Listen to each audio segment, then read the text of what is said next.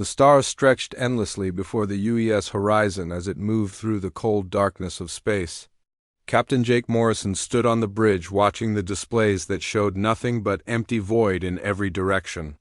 His ship carried 800 souls on a mission to map the outer edges of human territory and search for new worlds that might one day become colonies. The horizon was humanity's pride, a massive exploration vessel built in the shipyards above Earth. It had everything needed for long missions far from home, including laboratories for studying new discoveries, workshops for building whatever equipment the crew might need, and enough supplies to keep everyone alive for years if necessary.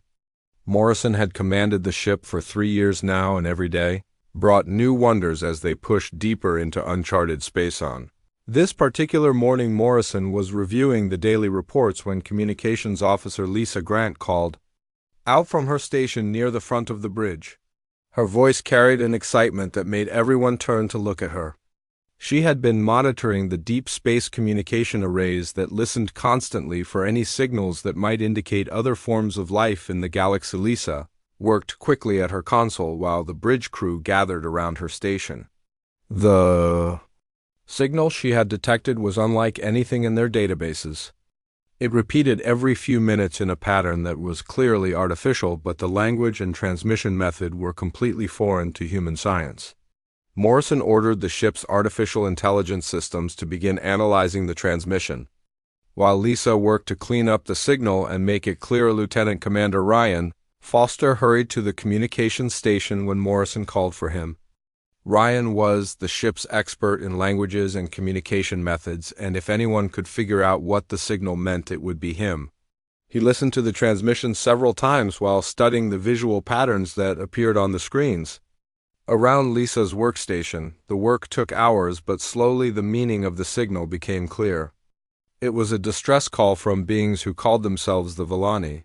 They lived on a world many light years away from human space, and they were facing a disaster that would kill everyone on their planet. Their sun was becoming unstable and would soon make their world impossible to live on. Chief Science Officer Elena Rodriguez joined the growing group of officers studying the alien transmission.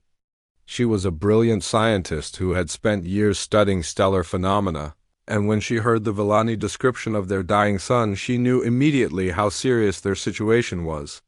The aliens described solar flares and radiation storms that were getting worse every day. The Villani message painted a picture of 3 billion souls trapped on a world that was slowly becoming uninhabitable.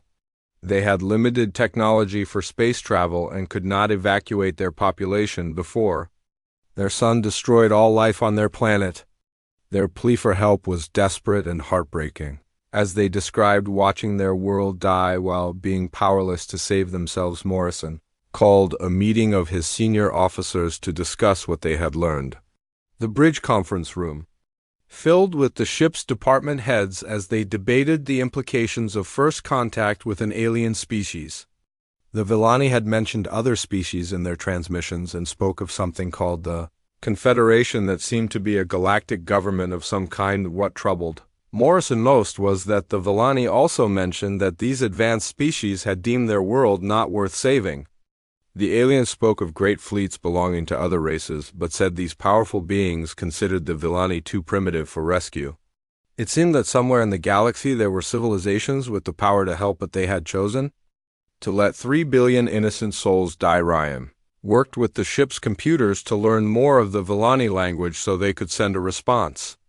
The process was slow because the aliens used concepts and ideas that had no equivalent in human languages, but gradually he began to understand their way of thinking.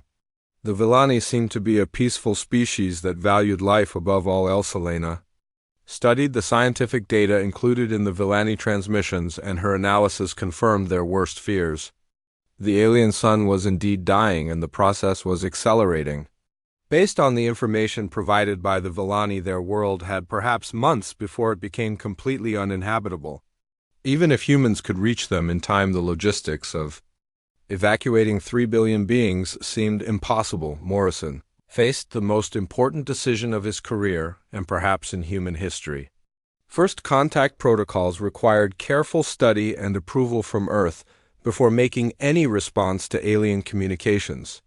But the Villani were dying, and every day of delay meant more deaths on their distant world. The captain could follow regulations and let 3 billion souls perish, or he could act on his conscience and try to help. The debate in the conference room grew heated as officers argued both sides of the dilemma. Some pointed out that humanity had no obligation to risk their own people for aliens they had never met.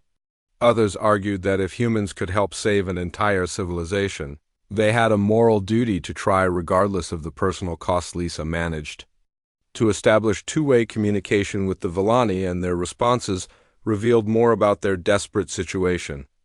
They described cities filled with beings who knew they were going to die, but continued working to maintain civilization until the very end. Children still went to schools that might not exist next week, and families stayed together even though they knew separation by death was inevitable. The Villani also shared more information about the galactic community that had abandoned them. They spoke of the Confederation as a group of species that only helped worlds they considered technologically advanced enough to be useful. Primitive civilizations like the Villani were left to face extinction alone, while more advanced species watched from a safe distance. Morrison made his decision after hours of discussion with his officers. He ordered Lisa to send a response to the Villani telling them that humans were coming to help. He also sent an emergency message back to Earth, explaining the situation and requesting immediate support for what would become the largest rescue mission in human history. The message Morrison sent to the Villani was simple, but it carried the weight of humanity's first promise to another species. He told them that humans had received their call for help and that a rescue fleet was being assembled. He could not promise that everyone would be saved, but he gave his word that humanity would try with everything they had. As news of the alien distress call spread through the ship, the crew responded with determination that made Morrison proud of his species. Engineers began designing equipment that might be needed for the rescue mission, while medical staff studied Villani biology to prepare for treating alien patients. Everyone understood that they were about to make history. The Horizon changed course and began the journey toward Earth at maximum speed, while Morrison sent detailed reports to every military and civilian authority in human space. He knew that saving the Villani would require resources that no single ship could provide. It would take the combined effort of all humanity to answer this call for help, and Morrison intended to make sure his species rose to meet this challenge. Admiral Patricia Wells received Morrison's emergency transmission while she was reviewing fleet deployments at Luna Station high above Earth's moon. The message changed everything she thought she knew about humanity's place in the universe. Within minutes of reading Morrison's report, she was calling emergency meetings with every department head in the Earth Defense Fleet. The scale of what Morrison was proposing seemed impossible at first glance. Evacuating 3 billion alien beings from a dying world would require more ships than humanity had ever assembled for any purpose. Wells knew that every colony ship, transport vessel, and cargo hauler in human space would need to be pressed into service for this mission to have any chance of success. Luna Station became the center of frantic activity as Wells coordinated with military commands throughout the solar system. Mars Command offered their newest battleships, while the Jupiter fleet promised to send every available escort vessel. The asteroid mining colonies began converting their massive ore haulers into temporary passenger ships that could carry thousands of refugees. Wells appointed Fleet Admiral Curtis Blake to command the rescue fleet that was rapidly taking shape. Blake was humanity's most experienced naval officer and had commanded fleets in every major military action of the past decade. If anyone could organize a mission of this magnitude, it would be Blake, but even he seemed overwhelmed by the challenge. Ahead, the civilian response to news of the Villani crisis amazed everyone involved in planning the rescue mission. Ship owners throughout human space volunteered their vessels for conversion to refugee transports. The massive colony ships New Geneva, Pacific Runner, and Terra Nova were pulled from their scheduled runs to distant worlds and sent to the Titan shipyards for rapid modification. Dr. Benjamin Clark led the engineering teams that had to solve an unprecedented problem in just days. The colony ships were designed to carry human passengers in human environments, but the Villani had completely different biological needs. Clark's teams worked around the clock to design new life support systems based on the limited information provided by the alien transmissions. The Villani breathed a different mixture of gases than humans and required higher temperatures to survive.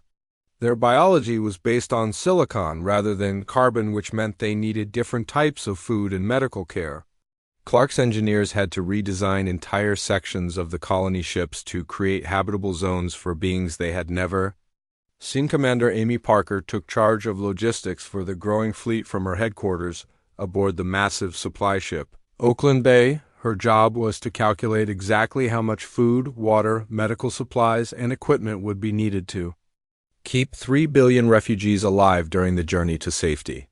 The numbers were staggering and grew larger every time she ran the calculations. Parker worked with teams of specialists to figure out what the Villani would need to survive. The aliens had provided some information about their dietary requirements, but much remained unknown. Parker's teams had to prepare for every possibility, while knowing that mistakes could mean death for millions of innocent beings. The military escort for the rescue fleet grew larger each day as more ships arrived at the assembly point near Titan. The dreadnought Chicago was humanity's most powerful warship, and it would lead a battle group that included the carriers Beijing and Lagos, along with dozens of destroyers and frigates. Blake insisted on heavy military protection because Morrison's report suggested the galactic community might not approve of human interference. Intelligence analysts studied every piece of information about the Confederation that could be extracted from Villani transmissions.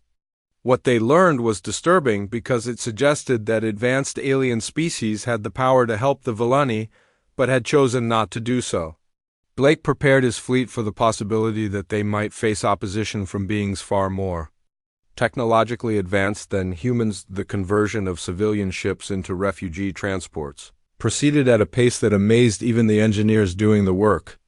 Passenger liners had their luxury accommodations stripped out and replaced with basic living quarters that could house thousands of Villani families. Cargo haulers were fitted with life support systems and temporary housing modules that could sustain alien life for weeks or months. Medical ships like the Mercy and Florence joined the fleet with their holds packed full of supplies that might be needed to treat Villani patients. Dr. Sandra White led teams of doctors and medics who studied alien biology and tried to prepare for medical emergencies involving a completely unknown species. They had no idea what diseases the Villani might carry or what treatments would work on silicon-based life forms. The scope of the mission expanded daily as more information arrived from Morrison's ongoing communications with the Villani. The aliens provided detailed maps of their world showing population centers that would need to be evacuated first.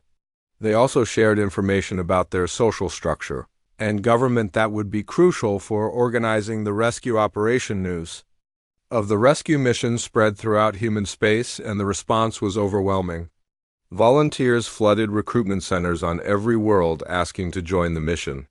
Supplies poured in from colonies that wanted to help even though they had never heard of the Villani before Morrison's first transmission.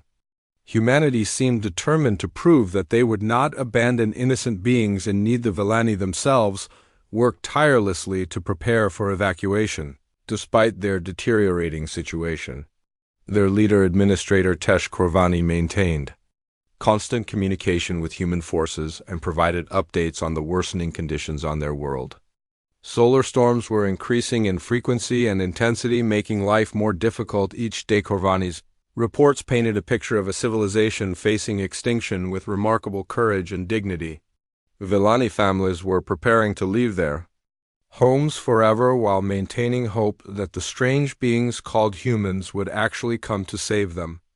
Schools continued operating and essential services were maintained even as everyone knew their world was dying. Blake studied tactical reports about the alien species that were apparently watching the Villani extinction from a safe distance. The Confederation observers had superior technology, but Blake believed human determination and willingness to take risks might give his fleet advantages that advanced aliens would not expect. The Final preparations for departure involved loading massive quantities of supplies aboard the rescue ships.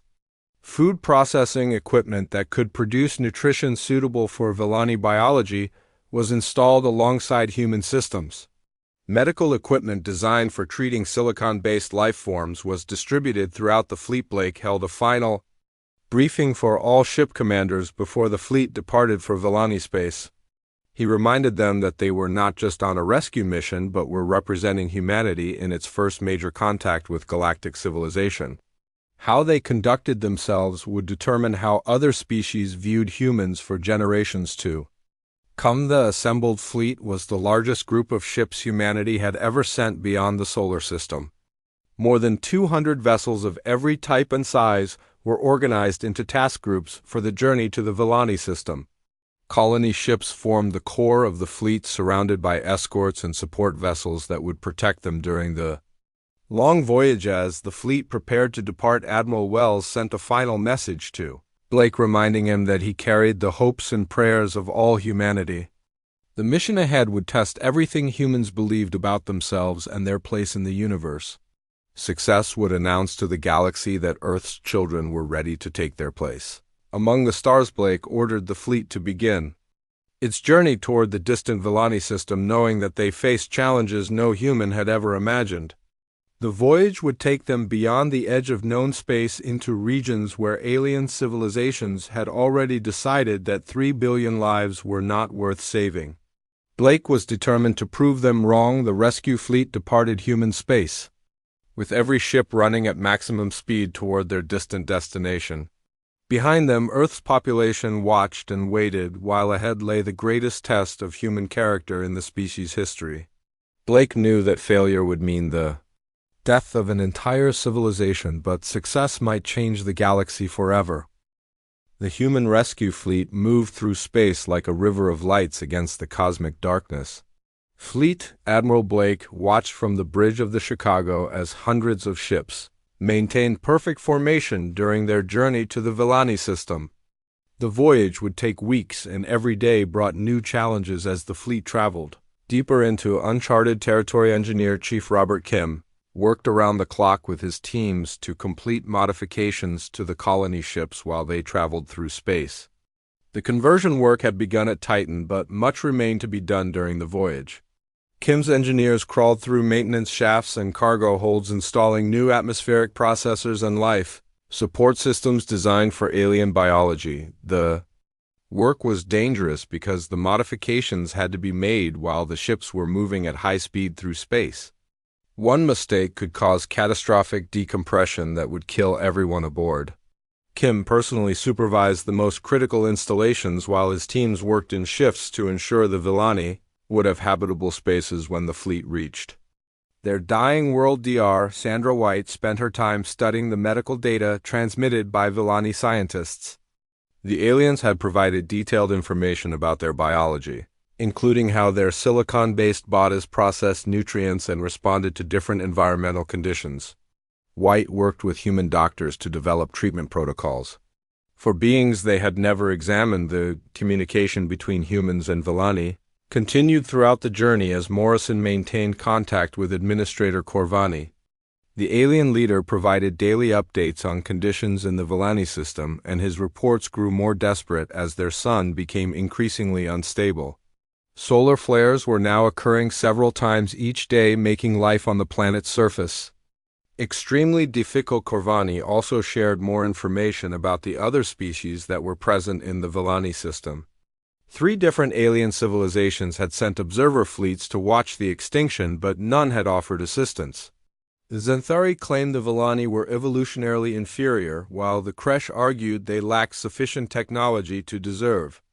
Rescue Navigator Chief Kevin Torres plotted their course carefully as long-range sensors began detecting the edge of the Villani system. What they found was troubling because the readings showed multiple large fleets already in position around the dying world. The alien observers had brought substantial forces but were using them only to maintain safe distances from the unstable. Star Torres worked with the fleet's intelligence officers to analyze the sensor data and determine exactly what they would face when they arrived. The alien ships were clearly more advanced than human vessels, but their behavior suggested they were not prepared for active intervention in the crisis. They seemed content to simply watch and record the Villani extinction. Blake called a meeting of his senior commanders as the fleet prepared for arrival in the Villani system. The tactical situation was complex because the humans would need to work around 3 different alien fleets while conducting the largest evacuation in galactic history. Blake wanted his captains to understand that they might face opposition from species with superior technology. The meeting took place via secure communication links that connected all the major ships in the human fleet. Blake explained that their mission was to save Villani lives regardless of what the alien observers might think about human interference. He made it clear that his fleet would defend the evacuation operation with deadly force if necessary. Kim completed the final modifications to the colony ships just as long-range sensors confirmed they were approaching the outer edge of the Villani system. The massive vessels now carried atmospheric processors capable of sustaining 3 billion alien refugees along with food production systems designed for silicon-based biology.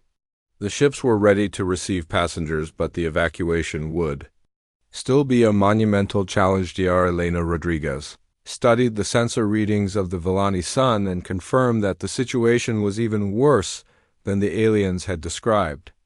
The star was producing radiation storms that were steadily increasing in intensity and frequency. Her analysis suggested they had weeks rather than months before the planet became completely uninhabitable. Rodriguez made a disturbing discovery while analyzing the stellar data. The pattern of solar instability was not natural but appeared to be artificially induced. Someone was using advanced technology to destabilize the Villani sun and make their world uninhabitable. The realization that the extinction was being deliberately caused changed everything about the mission Blake received. Rodriguez's report while the fleet was still approaching the inner system, and the implications made him sick with anger.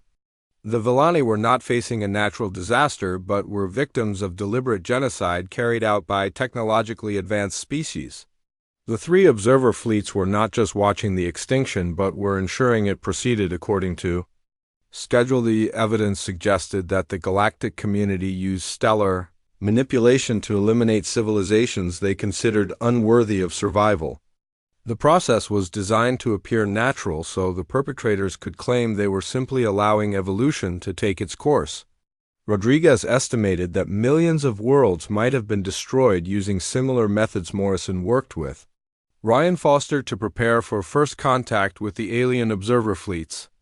The humans would need to announce their presence and intentions while avoiding actions that might provoke military confrontation before the evacuation could begin. Foster prepared translation protocols based on the languages detected in intercepted communications between the alien fleets. The Villani themselves prepared for evacuation with remarkable efficiency despite their deteriorating situation. Corvani organized his people into groups based on age and health with priority given to children and pregnant females. Essential personnel would remain at their posts until the final moments to keep critical systems operating as long as possible. White received detailed medical examinations from Villani doctors who wanted to ensure humans could safely treat their species during the evacuation. The aliens provided biological samples and diagnostic information that would allow human medics to identify and treat common Villani health problems during the journey to safety.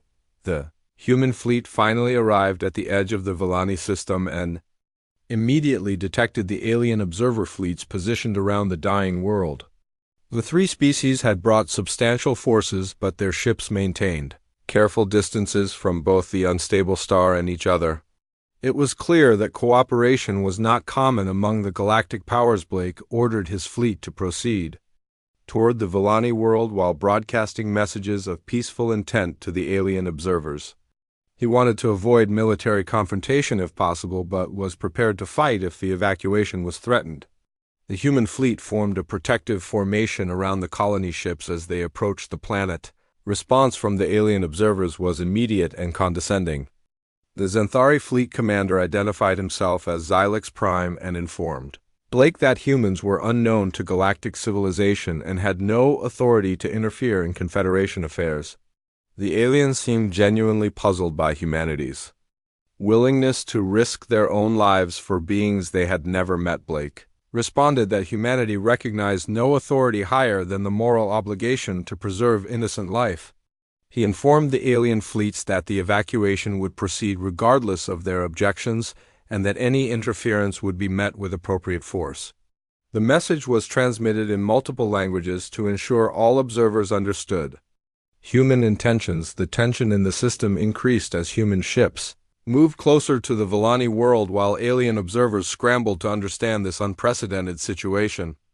No species in their experience had ever challenged Confederation policies or attempted to rescue a civilization marked for extinction. The humans were introducing a completely foreign concept to galactic politics. Corvani transmitted final evacuation plans to Blake showing how the Villani population would be transported from surface cities to orbital pickup points. The aliens had prepared everything possible for rapid evacuation, but the logistics remained staggering. 3 billion beings would need to be moved from a dying world to human ships in a matter of days. Blake studied the evacuation plan while his fleet took position around the Villani world. The colony ships moved into orbital positions while destroyers and frigates formed defensive screens against possible alien interference. Medical ships prepared to receive the first refugees while transport shuttles warmed up their engines for the massive airlift operation. The moment had arrived for humanity to prove that their promises meant something. Blake gave the order to begin evacuation operations while knowing that success or failure would determine not just Villani's survival but humanity's future relationship with galactic civilization. The rescue fleet began its descent toward the dying world as alien observers watched in amazement. The human fleet settled into orbit around the dying Villani world as 3 alien observer fleets watched from their safe distances. Captain Morrison prepared to make humanity's first official contact with galactic civilization while evacuation shuttles launched toward the planet's surface. The moment that would define Earth's future among the stars had finally arrived. Morrison's shuttle descended through the Villani atmosphere while he reviewed everything humans had learned about the species they were trying to save. The aliens were taller than humans with crystalline skin that reflected their world's reddish sunlight. They moved gracefully despite their size, and their large eyes showed intelligence that had created a peaceful civilization lasting thousands of years. Administrator Tesh Corvani met Morrison at the landing site surrounded by crowds of Villani who had come to see their rescuers with their own eyes. The alien leader stood nearly 8 feet tall with skin that looked like polished stone, but his manner was warm and grateful as he welcomed the human captain. Corvani spoke in careful English learned from the transmissions between their species. The meeting between Morrison and Corvani took place while solar radiation storms raged overhead, making the sky burn with unnatural colors. The Villani world was beautiful even while dying, with cities built from crystalline materials that caught and reflected light like precious gems. Morrison could see why the aliens loved their home and why leaving it would break their hearts. Corvani led Morrison through evacuation centers where millions of Villani families waited for transport to the human ships. The aliens had organized themselves with remarkable efficiency despite knowing they were abandoning the only world they had ever known. Children stayed close to their parents while elders carried small items that represented memories of their dying civilization. The evacuation proceeded faster than anyone had expected as human transport shuttles landed at sites across the Villani world. The aliens were cooperative and patient, even though they were terrified about their future. Families boarded the shuttles, carrying only essential belongings while leaving behind everything that had made their world home. Dr. Sandra White worked alongside Villani doctors in temporary medical stations set up near the landing sites. The first direct examination of alien biology revealed that humans and Villani were more compatible than anyone had hoped. White's teams could treat most Villani medical conditions using modified human techniques and equipment. The cooperation between human and Villani medical staff became a model for the entire evacuation operation. Language barriers dissolved as both species worked together toward the common goal of preserving life. White watched human medics learning to care for silicon-based patients, while Villani doctors shared techniques that might benefit human medicine. Blake monitored the evacuation from the Chicago while keeping careful watch on the alien observer fleets. The three species seemed confused by human actions and were transmitting heated messages between their ships. Long-range sensors detected increasing activity in the alien fleets as their commanders tried to decide how to respond to this unprecedented situation. The Xanthari fleet commander Xylix Prime finally requested direct communication with Blake to discuss what he called the human interference in natural selection. The alien appeared on Blake's main screen as a being with metallic skin and multiple arms who spoke in a voice that sounded like grinding machinery. Xylix demanded to know why humans would risk their lives for an inferior species. Blake responded that humans did not recognize the concept of inferior species when it came to the right to survive. He explained that Earth's people believed all intelligent life had value, regardless of technological advancement or military power. The concept seemed to genuinely confuse Xylix, who insisted that galactic civilization had always been based on the survival of the superior. The conversation revealed the fundamental difference between human values and those of the galactic community. The Confederation species viewed the universe as a competition where only the strongest deserved to survive, while humans believed in protecting those who could not protect themselves. Blake realized that humanity was challenging principles that had governed galactic politics for millions of years. Dr. Elena Rodriguez made a crucial discovery while analyzing data from the Villani sun. The stellar manipulation technology causing the solar instability was not just artificial, but was being actively maintained by the observer fleets. Each alien species was contributing to the process that would kill 3 billion innocent beings. While pretending to be neutral observers, Rodriguez shared her findings with Blake and Morrison while the evacuation continued on the planet below. The evidence was clear that the three alien fleets were not just watching the Villani die, but were actively ensuring their extinction proceeded on schedule. The genocide was being carried out by the very species who claimed to represent galactic civilization. The revelation that the observers were actually perpetrators changed the entire nature of the mission. Blake realized that saving the Villani meant confronting a system of galactic genocide that had probably claimed countless civilizations throughout history. Humanity was not just rescuing one species, but challenging a policy of systematic extermination. Morrison received reports from evacuation sites across the Villani world describing the courage and dignity of beings who knew they were losing everything but trusted human strangers to save them. Villani families said goodbye to homes their ancestors had built while maintaining hope that their children would survive to see new worlds. The evacuation statistics were staggering as hundreds of millions of Villani refugees filled the human colony ships. The massive vessels had been transformed into temporary cities, housing entire populations while life support systems worked at maximum capacity to keep everyone alive. Kim's engineering teams monitored every system to prevent catastrophic failures that could kill thousands. Blake made the decision that would define humanity's role in galactic politics when he ordered his fleet to target the stellar manipulation technology. If the aliens wanted to complete their genocide, they would have to fight human forces who were determined to prevent it. The rescue mission was becoming humanity's first war among the stars. The response from the alien fleets was immediate as they moved to protect their genocide equipment from human interference. Xanthari warships accelerated toward the human fleet while Kresh forces spread out to block escape routes. The Vorthak fleet remained in position but powered up weapons systems in preparation for battle. Blake ordered his warships to form defensive screens around the colony ships while preparing for combat against technologically superior opponents.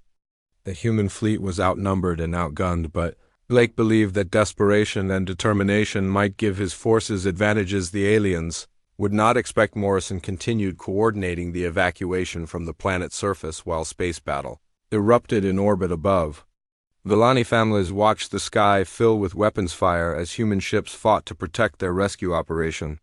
The aliens had never seen beings willing to die for strangers, and the sight gave them hope for their future. The first engagement between Human and alien forces revealed something the Confederation had not expected. Human pilots trained in the dangerous environment of Earth's gravity well could perform maneuvers that would kill most other species. Human tactics developed through centuries of warfare on a dangerous world proved effective against aliens who had forgotten how to fight determined opponents. Blake watched his destroyers engage Zentauri cruisers in close combat while human marines prepared to board alien ships and disable their genocide equipment. The battle was fierce, but humans fought with a desperation born from their determination to save innocent lives while their opponents seemed confused by facing enemies who would not retreat. The tide of battle began to turn as human forces demonstrated the advantages of evolution on a world where survival required constant adaptation to deadly threats. Alien commanders who had grown comfortable with their technological superiority found themselves facing opponents who treated impossible odds as normal operating conditions. Rodriguez led a team of engineers and marines on a desperate mission to reach the stellar manipulation equipment and shut down the artificial solar instability. The mission required flying through radiation storms that would normally be considered suicidal, but human crews trained in Earth's dangerous environment treated the risk as acceptable. The battle for the Villani system would determine whether humanity earned respect or destruction from galactic civilization.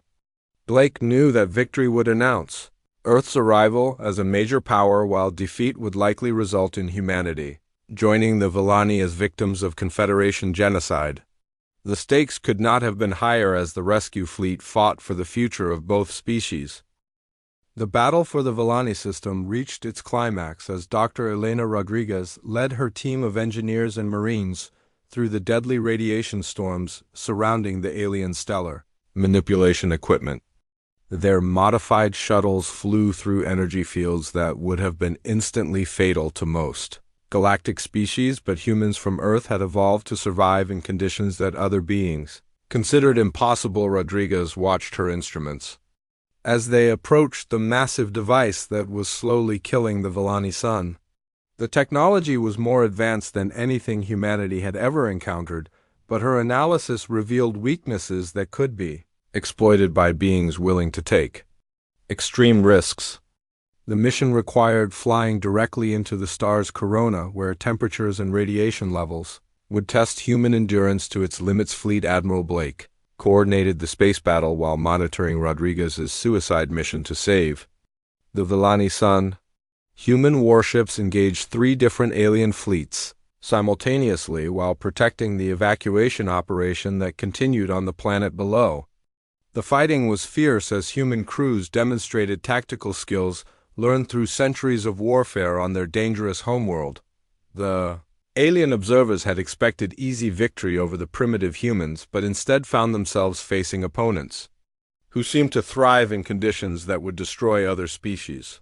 Human pilots performed maneuvers that violated every safety protocol in galactic military doctrine, while human marines boarded alien ships with a ferocity that shocked their technologically superior opponents. Captain Morrison continued coordinating the planetary evacuation while space battle raged overhead. Millions of Villani refugees streamed toward human transport shuttles as their world died around them. The aliens maintained perfect discipline despite their terror, and Morrison was amazed by their courage in the face of extinction. Administrator Tesh Korvani worked alongside Morrison as they organized the final phase of the evacuation operation. The largest Villani cities were being abandoned as solar radiation made the planet's surface increasingly uninhabitable.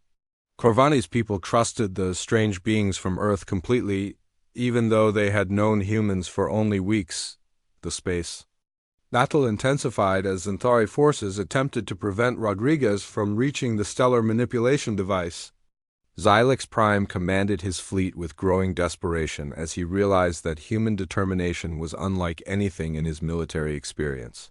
The aliens had never faced opponents who considered the protection of innocent life more important than their own survival. Blake ordered his remaining destroyers to form a protective screen around Rodriguez's shuttles as they entered the most dangerous phase of their mission. Human crews exposed themselves to deadly radiation while engaging alien warships at point-blank range. The sacrifice of human lives to protect the mission shocked the observing alien fleets. Rodriguez reached the stellar manipulation device just as her shuttle's radiation shielding began to fail. She and her team had minutes to plant the explosive charges that would destroy the alien technology and restore stability to the Villani sun. Working in environmental suits that were already breaking down from radiation exposure, they placed their charges with the precision of trained engineers. The explosion that destroyed the stellar manipulation device sent shockwaves through both the battle and the political structure of galactic civilization. Rodriguez and her team died in the blast, but their sacrifice restored natural stability to the Villani sun and saved 3 billion lives. The alien observers watched in stunned silence as humans proved willing to die for beings they had never met. Blake felt the loss of Rodriguez and her team like physical pain, but continued directing the battle as human forces pressed their advantage. The destruction of the genocide device had shaken the alien fleets, who suddenly realized they were fighting opponents who would accept any sacrifice to protect innocent life. Several crushed ships began withdrawing from the battle rather than face such determined enemies. The tide of the space battle turned decisively in humanity's favor as alien commanders struggled to understand opponents whose value system was completely foreign to galactic civilization.